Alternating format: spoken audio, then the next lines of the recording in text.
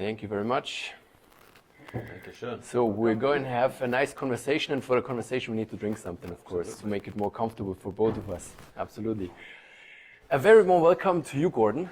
We practiced your name, your last name already, because it's not easy for a German to speak it.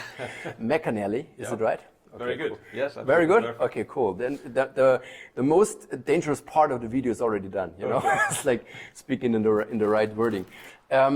I have a couple of questions for you, because the goal is to get to know you, as you will have a famous position in Rotary in the future, or hopefully. And you are the second one we are doing this interview with. The first one was Holger Knack, who was already Rotary International President. Okay. And it's a pleasure meeting you. You will be Rotary President. You're nominated at the moment for the year 23-24. That's correct. Yes, That's correct. indeed. Perfect. Yeah. This is why we're sitting here together.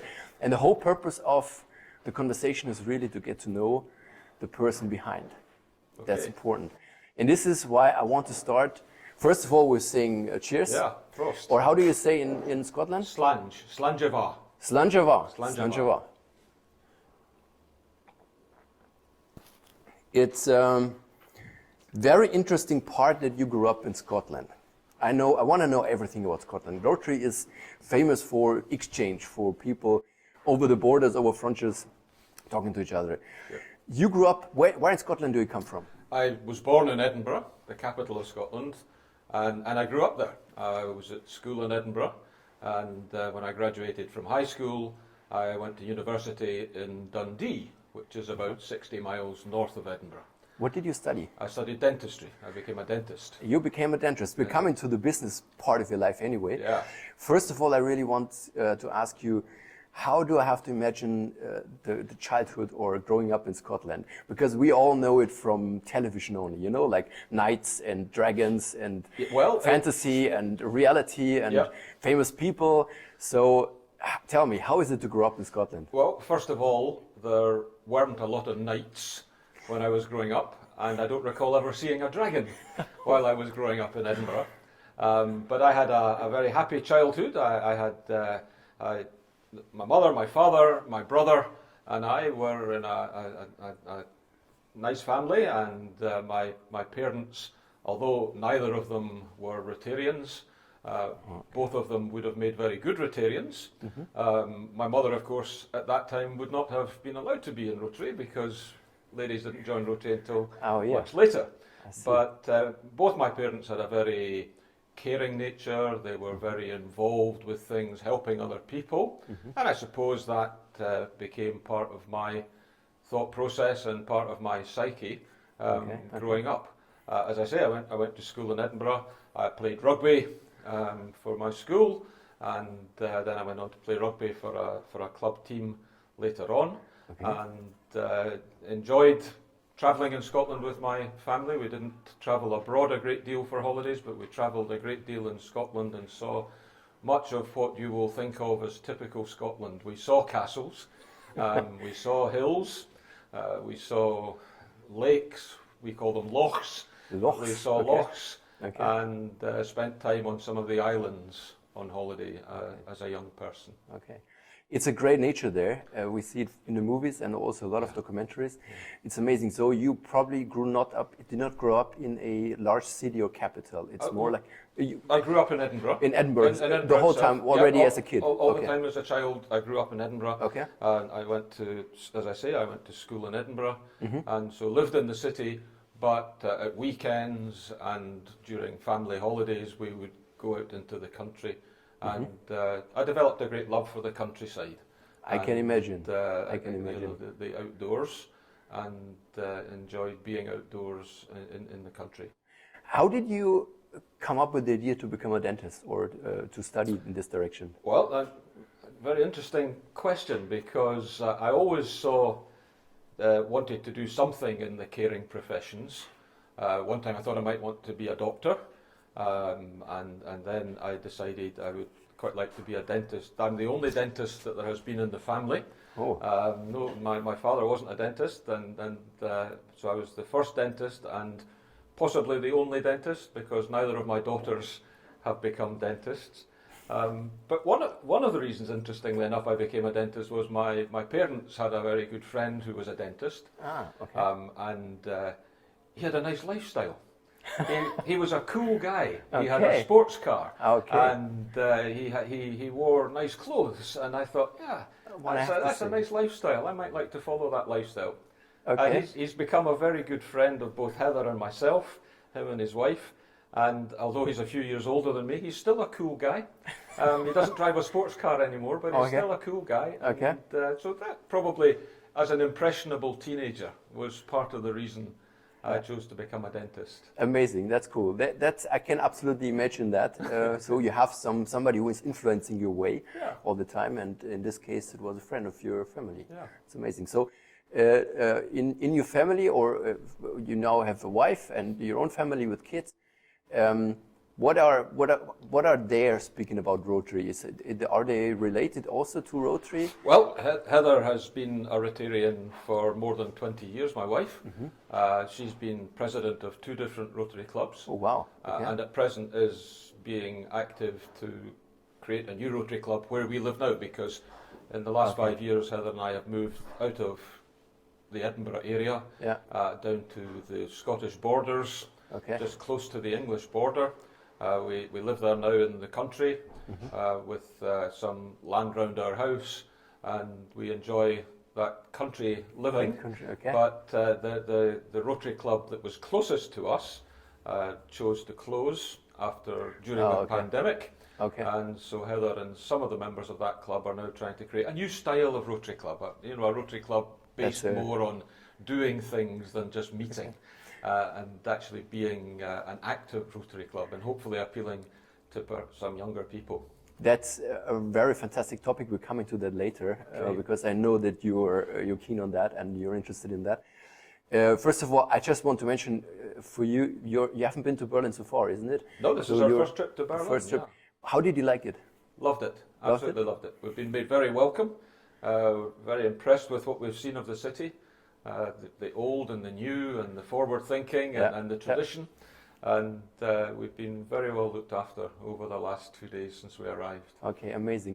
I just wanted to note that we are sitting in a special place here, because this is the original place in the middle of the city from our Rotary Club, the Rotary Club Berlin, Platz der Republik. And you can see all the areas we have been already, and we have a special table also where the names of our members are in. Yes. You can see this over there.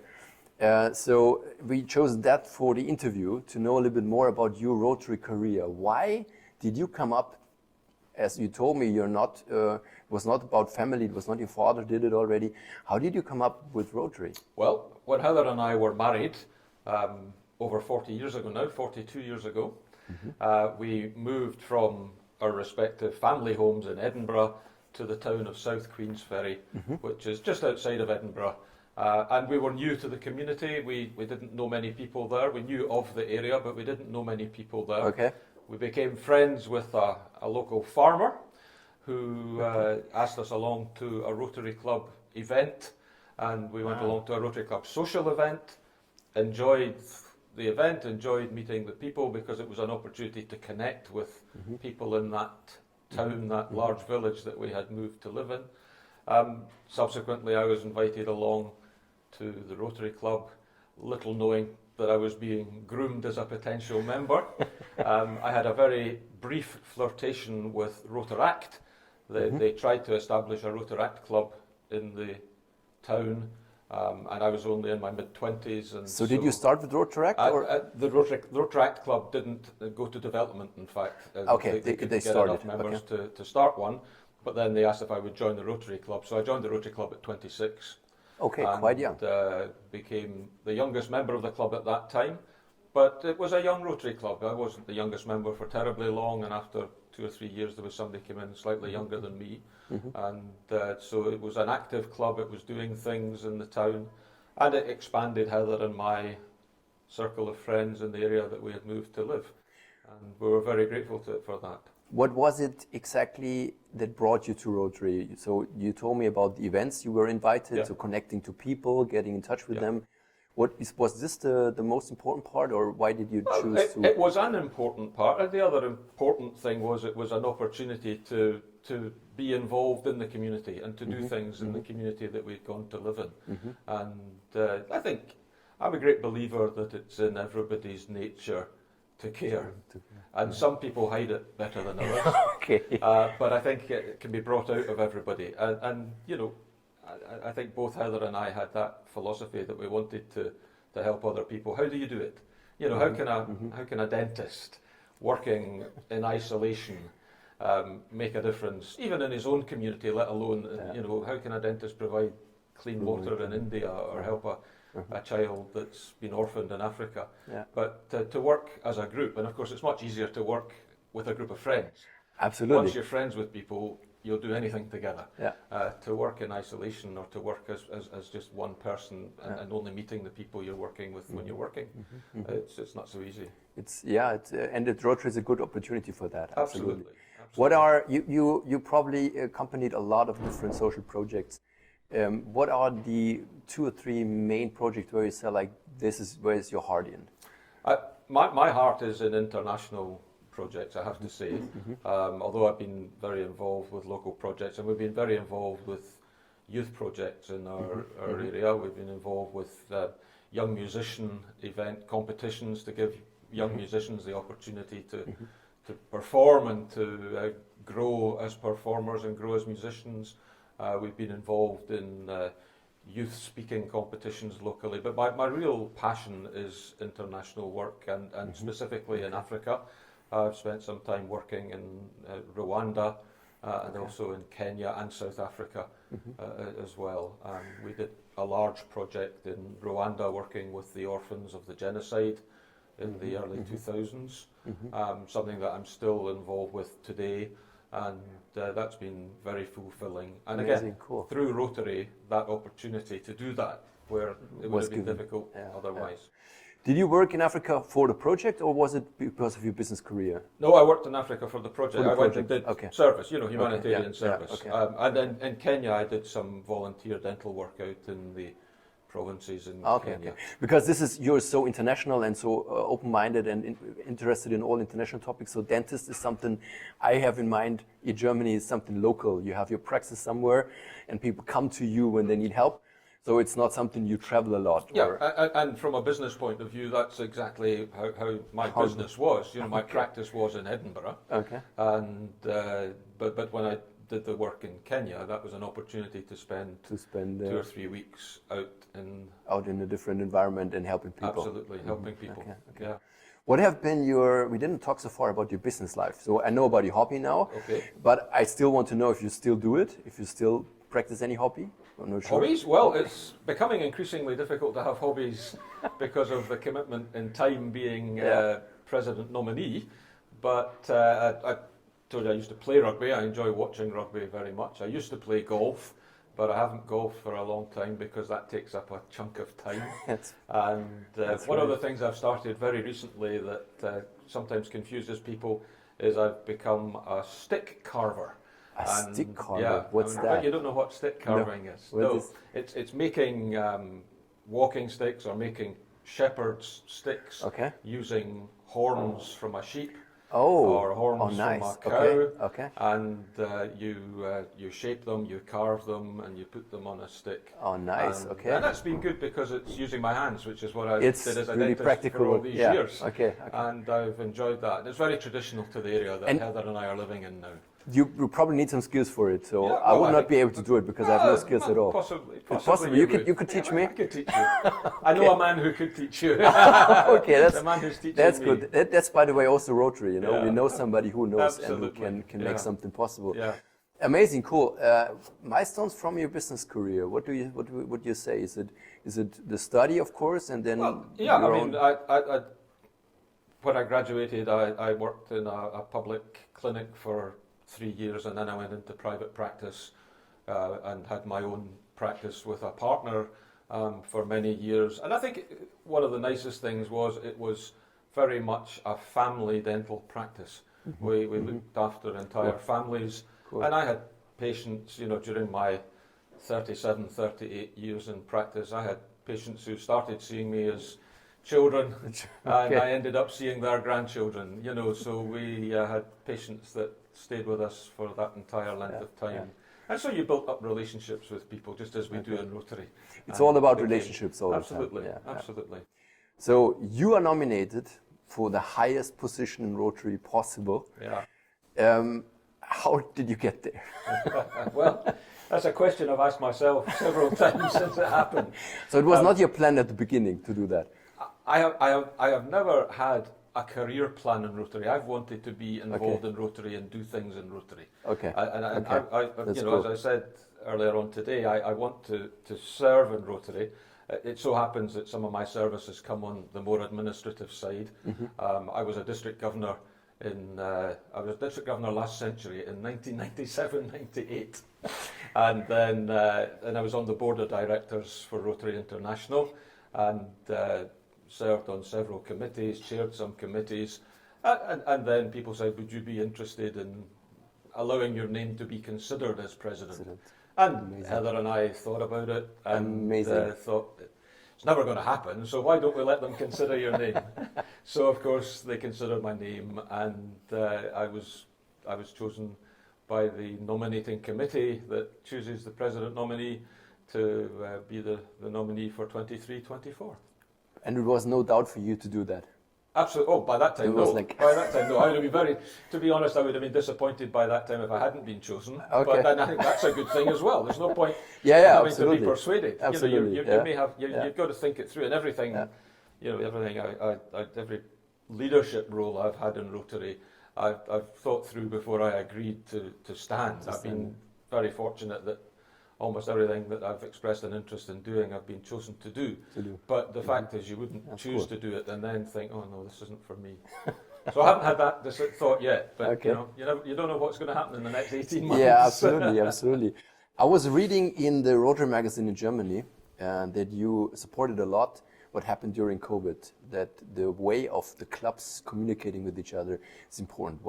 What in your words changed, and what is good, what is bad about it?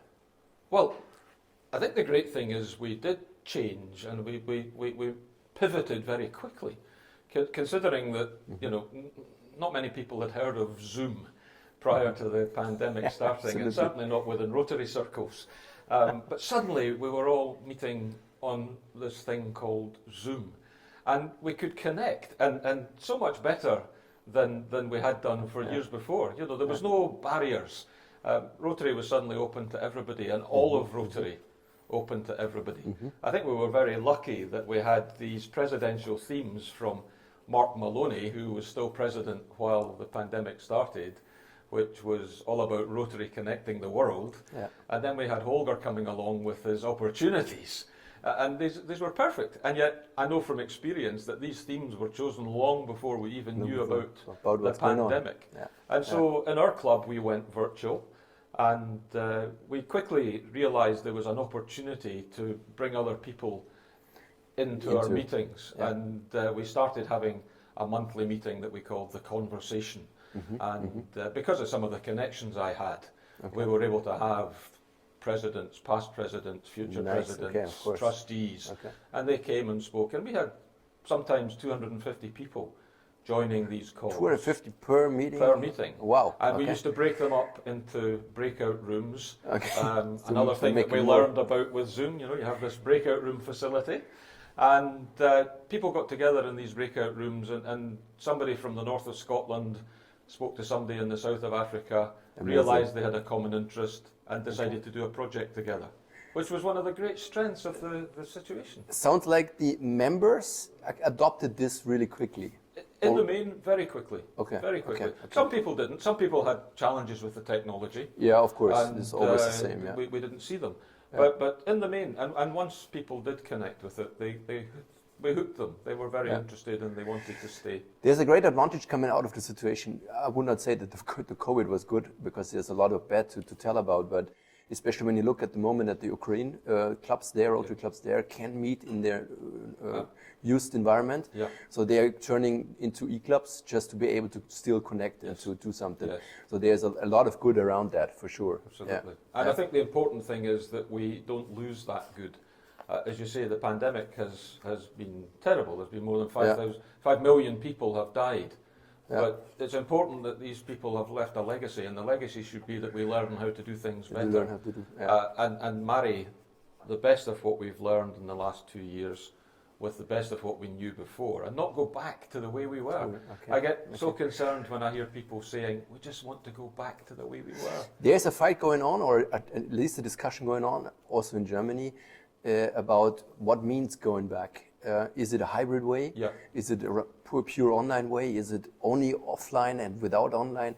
And we have different people with different arguments, of course. Yeah. There's a great discussion going on, but I'm with you. Let's take the advantage from both sides and use it for the future. I think so. I mean, we've heard this phrase, and I'm sure it's been used in Germany, build back better. Yeah. I'd rather say build forward better, because if we build back, we're only going back to where we were. Let's look at the future and build forward better. That's a good one. So look into the future, 23, 24, your year. Yeah. What will happen in this year? Well, if you still already can say it, probably you're still making it up. It's still in development, so it's difficult to say it. We know what the theme will be for the year, but I'm not going to tell you what the theme is for the year. Okay. This would have been we would have gone viral in this case, you know. And we're still developing plans. One of the things that I'm very anxious to see is more continuity in Rotary, and working with the person who's come before you and the person who's going to come after you, and not focusing on the fact that it's my year. It's not my year, it's just one of Rotary's years. Yeah. And Jennifer Jones and I get along very well together, always have done. And we're anxious that we should promote this concept of working forward together, and not just doing something for a year and stopping. And that's partly why Jennifer is already talking about empowering women rather than just empowering girls, to build on what President Shaker has started this year. Yeah. And so you'll see in 23, 24 a certain amount of continuity. I've got one or two ideas, as you would expect, to bring to the table. But it's too early, I'm afraid, to share them with you. So that is. But one of my big things will be working with whoever succeeds me as well, in a spirit of continuity, and encouraging district governors to do that, club presidents to do that, so that we start to think a bit longer term rather than just in 1 year slots. Okay. We will be curious of the upcoming year. Last question is simply asking you, when you look into the future and see your year coming up, I simply call it your year. What is the thing you're really looking forward to it? Maybe something, meeting all the people worldwide or whatever. And what is the thing you really say, like, I'm not sure if this will be good?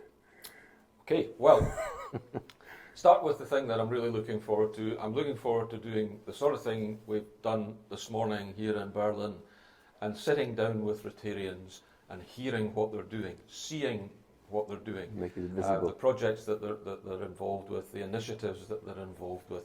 And if the opportunity arises, I'd like to be part of those projects. If I'm in a place and something's happening, I don't want to be paraded or put up on a pedestal to look at it. I'd rather be helping them do the project. Yeah. From the point of view of what am I least looking forward to, well, in some ways I'm least looking forward to the fact that I may not see terribly much of my grandchildren for 2 years. But on the other hand, if I want to try and make the world a better place for them to grow up in, it's a sacrifice I'm prepared to make. They won't miss me, I'll miss them more than they miss me. But That's I think it's a sacrifice I'm prepared to make at this stage, to try and make things better for them as they grow up.